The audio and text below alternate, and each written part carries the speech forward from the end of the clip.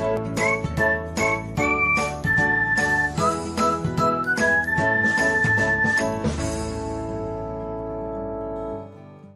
everyone, welcome back to another episode of Technologyglance.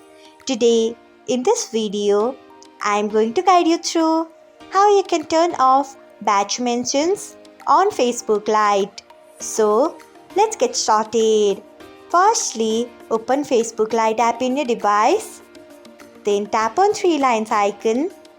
Next, tap on settings. After that, tap on notifications. Next, tap on tags.